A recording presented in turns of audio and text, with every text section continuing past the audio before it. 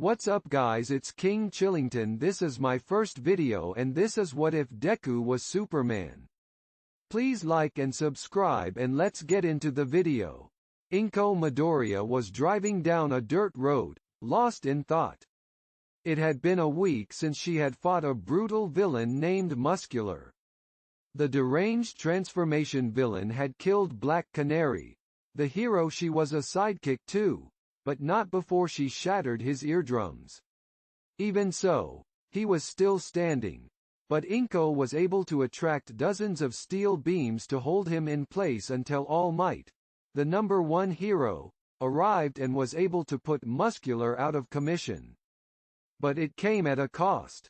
The doctors told her the strain of using her quirk to that extent had damaged it, far beyond what any of them could repair. Even the youthful hero, Recovery Girl, couldn't fix a fundamentally broken quirk.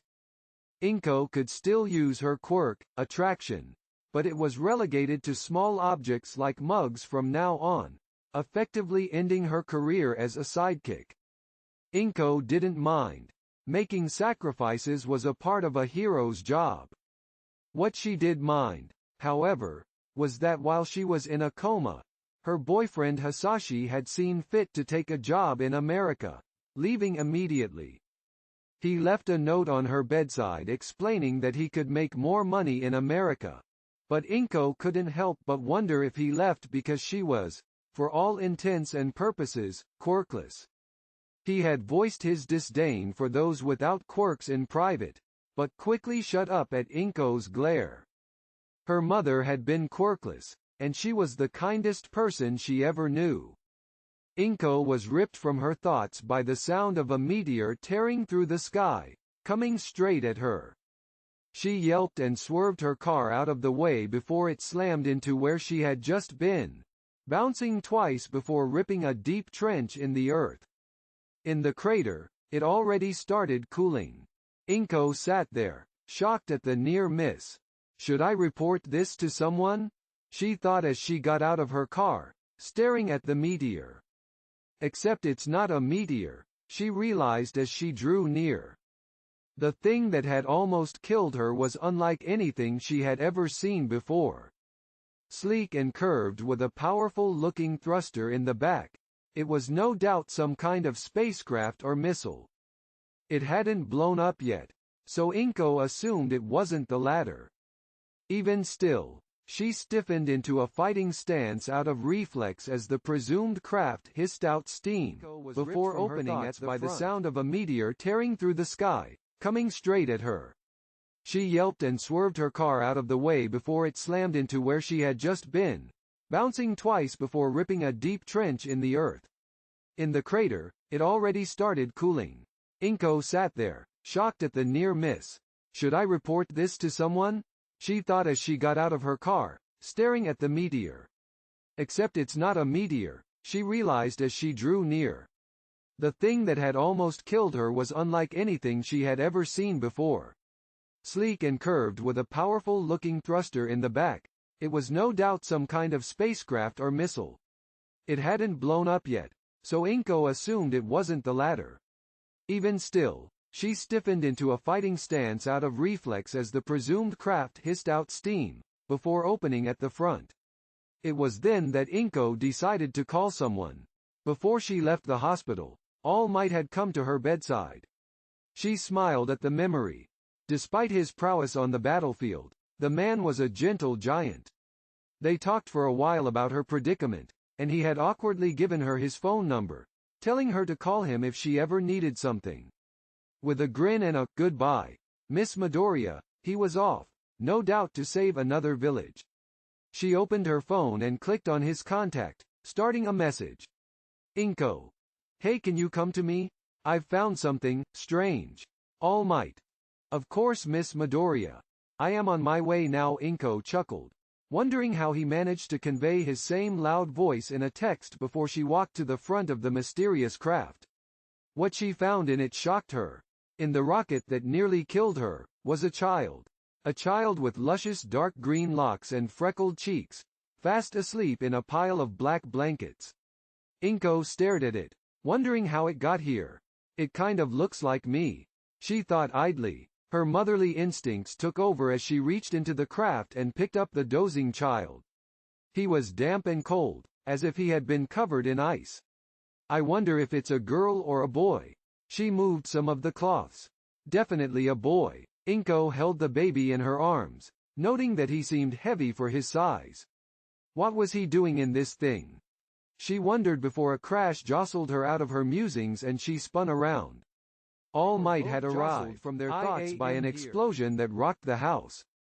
They ran outside to see the barn with a huge jagged hole in its roof, smoke pouring out of it. A roar was coming from the inside of the red building. Inko looked at All Might and saw panic in his eyes. She quickly realized why. She started running, All Might close behind. There was fear in her heart as she screamed, "Izuku!" 5 minutes ago Izuku made it to the barn, spitting as he tried to get the taste of broccoli out of his mouth. He hated it, but he had no choice. Both he and All Might knew better than to make his mother mad. The only time he had ever seen her angry was when he was being difficult the entire day. It came to a head when he threw his plate of onigiri, rice balls, at All Might. His mom had erupted, putting the fear of her wrath into the two of them, before reverting to her kind bubbly self. Izuku shook his head, looking around at the vehicles. They were what All Might called American muscle cars, and Izuku loved them almost as much as he loved heroes. There were 3 of them, all in various states of repair. Being the number 1 hero had its perks, and one of them was money. These cars were replicas of ones from the 20th century. All Might had seen one on patrol in America and had fallen in love, learning all he could about them before he returned to Japan, where muscle cars became his project the second after he finished the barn. He showed them to Izuku when he had wandered down to the barn, curious about it. The cars in question were a 1966 Dodge Charger, a 1964 Ford Mustang, and a 1967 Chevrolet Camaro. All 3 had cost a fortune alone, and even now All Might tinkered with them, trying to make them go even faster with skills he learned in America. Izuku walked past the red Charger and the yellow Camaro before stopping in front of the dark blue Mustang, which was his favorite. Even now Izuku had no idea how All Might managed to fit in the cars. He seemed to shrink as he got in every time. Izuku was about to do what he normally did, climb in the Mustang, and pretending to drive it. Instead, he paused as he hit his foot on one of All Might's tools. He leaned down to grab it, only to clutch his head in pain as he collapsed. He widened his eyes. He was able to see through the concrete floor. He looked around and realized he could see through the barn and house, his mom and All Might talking to each other before he looked down here. Again. Where are you? All Might yelled as he crashed through the closed barn door. Here, Izuku managed to squeak out. All Might bolted to him, faster than the normal eye could see. He grabbed Izuku and ran out of the now ablaze barn. Izuku! His mother wailed, tears bursting like waterfalls from her eyes. At this Izuku began to cry too, the stress now overwhelming him. All Might knelt and handed Izuku over to her before he looked back at the barn, tears in his eyes. He loved those cars, but at least Izuku was safe, though he didn't know how he ended up on the hood of his Mustang. He looked back at the bawling pair, waiting for the 2 of them to stop crying. After a few minutes, the 2 had created a puddle the size of All Might and had calmed down. Inko looked at Izuku sternly. What happened? Izuku withered under his mother's gaze before he slowly recounted what had happened to the concerned pair. When he finished, he looked up at the shocked pair, worried about what they were going to do. Inko sighed before she said, I'm not mad at you, Izuku. I'm just glad you're safe. Izuku visibly relaxed before turning to All Might. I'm sorry about your cars, he said shakily. All Might gave him a sad smile, before speaking softly, It's quite all right, young Midoriya. I am just glad you're safe too. He looked back at the burning barn. I wanted to remodel it anyway. That was a lie, but it was more important to comfort Izuku. The fire was already fizzling out, revealing the charred corpses of the cars. The trio made their way back to the house, reflecting on everything that occurred that day. All Might was still shocked that Izuku had been able to puncture the craft that had held him. He must have one hell of a quirk. All Might thought as they Inko fussed at Izuku, making him promise to ask her if it was okay to go someplace, especially if it was a basement. The rest of the afternoon was spent in blissful peace after the excitement of the barn incident, as it was called. That night Inko put Izuku to bed, once again reassuring him that she wasn't mad. She went downstairs and saw All Might in the massive leather recliner he had made for him, another luxury he discovered in America. On the top, it was cracked open, and on the bottom, a huge thruster lay dormant. Izuku blinked hard, his vision returning to normal. He stood up and looked around, eyes landing on a hatch in the floor, partially hidden by a rolling cabinet. He walked up to it and pushed it out of the way. He lifted the hatch, revealing a ladder disappearing into the void. Izuku paused, finding a light All Might used when working on his cars, then climbed down the ladder. He turned around, lighting up the object in front of him. It was suspended in the air, held by thick chains. A catwalk wrapped around the top of the thing, which Izuku assumed was the front. He made his way up, fingers clenched around the lower bar of the handrail. Once at the top of the stairs, he made his way to the opened capsule. Izuku looked at it, trying to figure out what it was. He noticed it looked like a seat, but it was far too small for All Might. Hesitantly, he sat in it. Everything was still for a few seconds when suddenly all hell broke loose. Kryptonian detected. Launch sequence initialized. A metallic voice said in a language Izuku didn't understand before the doors on the craft spun closed. The ship began to shake as its thruster violently powered up, its flames rebounding against the ground and into the roof, blowing it open. Izuku was terrified, holding on for dear life as the craft continued to power up, slowly lifting until it was straining against the chains, halfway through the top floor of the barn, fire searing the beloved cars. Through the roaring of the thruster, Izuku began to faintly hear something else.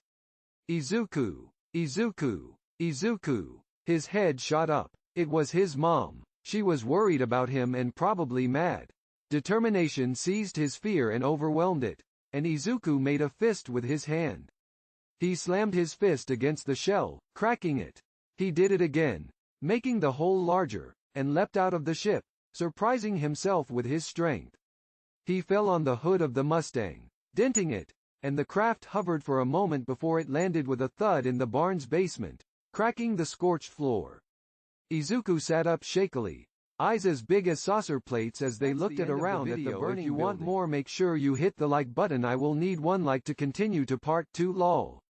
Have a good day. What's up guys, it's King Chillington. This is my first video and this is what if Deku was Superman. Please like and subscribe and let's get into the video. Inko Midoriya was driving down a dirt road, lost in thought. It had been a week since she had fought a brutal villain named Muscular. The deranged transformation villain had killed Black Canary, the hero she was a sidekick to, but not before she shattered his eardrums. Even so, he was still standing, but Inko was able to attract dozens of steel beams to hold him in place until All Might, the number 1 hero, arrived and was able to put Muscular out of commission. But it came at a cost. The Doctor